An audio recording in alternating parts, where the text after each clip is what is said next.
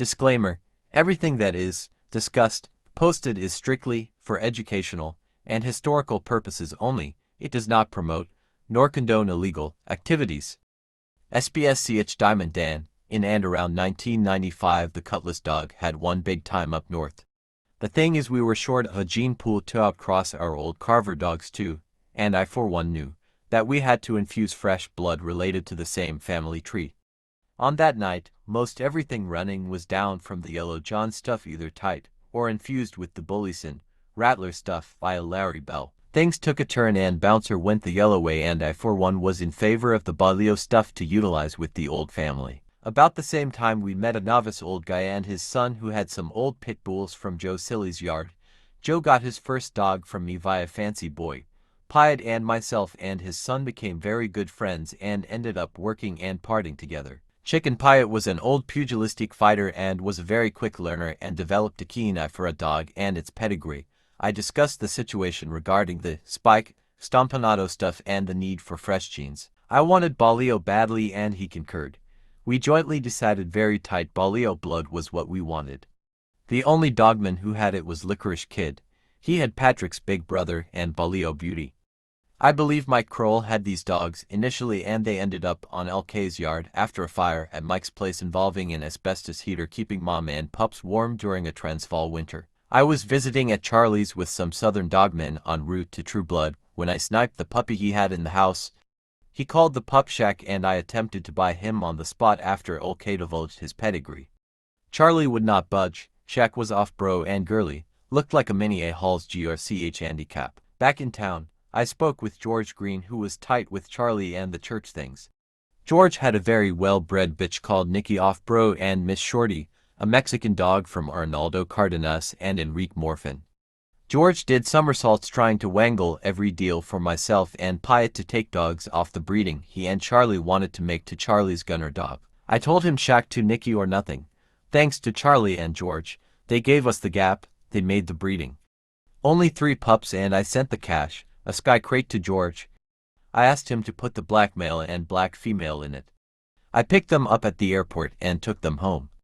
Later, Pyatt came around and we discussed housing. This may sound odd, but neither of us bothered much with 4-legged females. They were there to raise pups, so we would keep 1 or 2 half-decent ones, well-bred, to keep the old line going.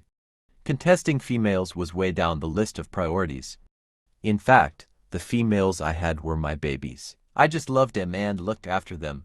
I only ever contested 1 female in my time, and Charlie was a witness. This was the bullshit female Southerner's snooty ex-Cape Fear's Kissu. My corner man in that contest was also a lady. I digress. So we put Danny up at Pyatt's joint, which brings me to SPS Diamond Dan. Why SPS?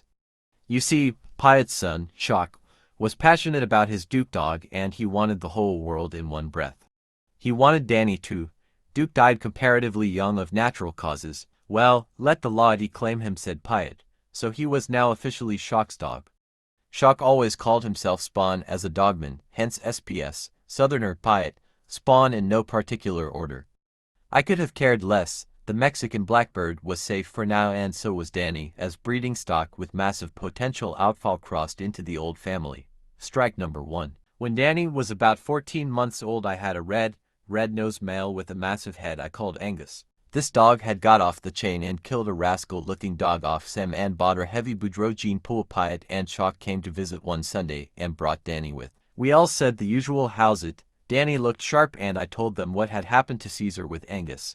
Angus was a double young blackface male off young blackface and Shock, as I recall.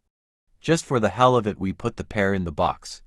They were about the same weight and in good nick. Angus was very smart, but clearly Danny was going to ruin him within the next 20 after the first 20. I will never forget this. That dog is a fighter, says Pyatt. We bust them up, fix them up, and I said to Pyatt, you know what, brother? It will take an act of cowardice to not match this dog. So Danny had 1 roll under his belt and we looked for the biggest ticket we could find at the time. Strike number 1, Meatloaf and KC's Saddam. After a convention back then, it was clear that Saddam from Butcher Boy Meatloaf and KC combined was the dog to beat. He was rough, tough, big, and more than pit game. He was a black and white import from the north. He had wiped out one of my Spike dogs off Ori's yard. I think the little 1x winning buckskin's name was Cobra. This was Danny's first official outing. The other crowd tried delaying tactics, hung us out to dry for hours, and when they did pitch they washed Danny in scalding hot water at Casey's joint. Thing is, we knew this was an exceptional dog. Danny came in at 21 kilograms perfect Saddam, about 22 kilograms. Saddam smashed the pup up, but every time the pup rooted in the 2x winner's chest, the big dog faded. Saddam quit, severely damaged. Danny was also a mess, face-wise. Danny turned first, for what it's worth, and I don't blame him. He did scratch very hard, courtesy scratch too. For sure it was his hardest match and one of my hardest nights in the box. Strike number 2, David Carroll's Alliance red on the head. I don't really want to discuss this one. I have my reasons. All I can say is that it was clean, fair, well organized, and a contest. Do any of you know what it is actually like to be stuck between a rock and a hard place as corner man of Cape Fear ref, and did a great job. I loved both those dogs. The two of them met and they were pretty close to the same weight, 21 kg. I had acceded to Shock's request that he condition and handle Danny for that contest. The night before the show he told me Danny had swallowed a portion of a rope he had torn up and was sick. How did that happen, I asked. I don't know, he said. We were out partying. I brought the dog back to my place and worked with him after he eliminated. I told Shock that Danny would go pit that night even if I drove him in an ambulance. By then I obviously knew the dog was good, but I was not about to tell Shock that.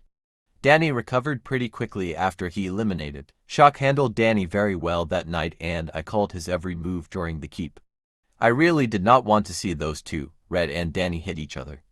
I would have preferred to see their gene pools complement each other. Strike number 3, Bouncers Biggie Small, surely Danny's least memorable contest. The CH Cutlass Yellow Dog was a convincing 1x winner and killer over Tumbles Vac in about 30. This contest actually came about by mutual agreement between Tumbles, Bouncer and myself. The deal was that whichever won the Zoc Biggie contest would run into Danny next up in 6 months' time. The show was delayed. Bouncer told me that Biggie had a dose of tick fever, but was recovering well, so I agreed to postpone until he felt his dog was full house and stuck to a modified work routine. The two met eventually with Danny pushing to kg uphill, but cured Biggie out in 25. The use of the word cur actually sucks. Biggie was a deep game dog, as was Zhukov and CH Panther. Biggie was beaten by mouth, Zhukov was beaten by his own intensity. Panther was beaten by the heat. None of them were dead game, but deep game they surely were. Biggie was a worthy opponent, but Danny was the consummate wrecking ball. I reckon Biggie would have won a few more had he not run into Danny. Endgame. Danny died of tick fever officially at about 6 p.m. 31st, December 1999. Buried Danny alongside Spike, Zhukov and Jr. that New Year's Eve. Miserable Millennium Eve for Pyatt and myself on Bulldog Hill. Rewind. Danny had blown Biggie out and now it was time to respond to Ma Baker and Buffalo Bill. Baker wanted CH Danny with CH Taz. I called him after the Biggie show to get it on and he informed me Taz was off the table as he had died of kidney failure or something. A week later Danny died of galloping biliary. So, a classic contest never took place, but there existed consummate confidence on both sides during the build-up, which would have seen either CH Taz make G or CH SDJ or CH Diamond Dan make for X winner and AGDT champion. Back then, the SDJ recognized any 3X winner as a champion. The AGDT recognized only for X winners. I think Fat Bill also had a proviso that to be recognized as a legit grand champion, the dog would have to have beaten at least 2 X winners, so CH Taz wasn't. It would have been a great event. My scheming was to blow CH Taz off the map for Danny's 4th and then get him AGDT and SDJ GRCH status with one more and retire him. Shit happens. I never was impressed with Danny's offspring, but he was an individual dog I would have back in a heartbeat. His sister, Mexican Blackbird, threw solid dogs even if you spat on her. Pyatt made most of the Danny breedings and I made all of the Blackbird breedings. Conditioning and Danny, I would cook chicken stew for him and watch his weight. I tried running him alongside the bicycle, he would plats. We tried swimming him, plats, he hated water. He liked his long walks and the bungee cord with the flirt pole proved to be his game. The dog could not get enough of it, played to his strengths. He was an insanely quick dog on the release, immensely powerful and had one direction. Throat and chest, he also had an uncanny knack of knowing when something was up. We had an ex-security policeman that had an old converted VW combi battle wagon with bed, bar and all. De Bruin transported us and witnessed all of Danny's shows. On arriving at the venue, you had a problem if Danny sniped the box prior to wash and weigh in. He would go ballistic to get into it. Teeth are not what makes a bulldog, but in Danny's case, given his style, they sure helped. Massive, thick and immensely strong canines. I've seen dogs shake their teeth out or break them in hold. Not this bloke. Everything he shook out got broken, not his teeth. I recall Pied and myself reflecting after release your dogs and Danny.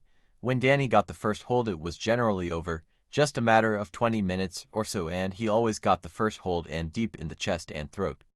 The only question was who would quit or die first, the opponent, owner or the handler. So yeah, some go past 30 and the dog pays the price, not the owner or handler. The reason I always showed Danny, a true 19.5 to 20 kilograms at extreme sometimes disadvantage, is because I would have robbed him of his knockout capability. The dog was better off matched in a higher category at max power and drug-free with a reserve for recovery post-event. It worked. The only time we had him on a drip was after a minuscule bug bit him and killed him.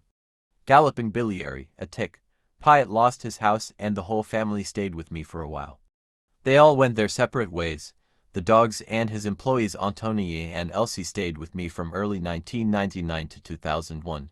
The dog was named Diamond by Piet, and Danny by me. He was quick to respond to both names. Piet played with the shiny stones. Diamonds, and the dog reminded me of Danny, a nightclub bouncer I knew. Who actually owned him? Whose name should he be registered on? Who cares anyway? I don't.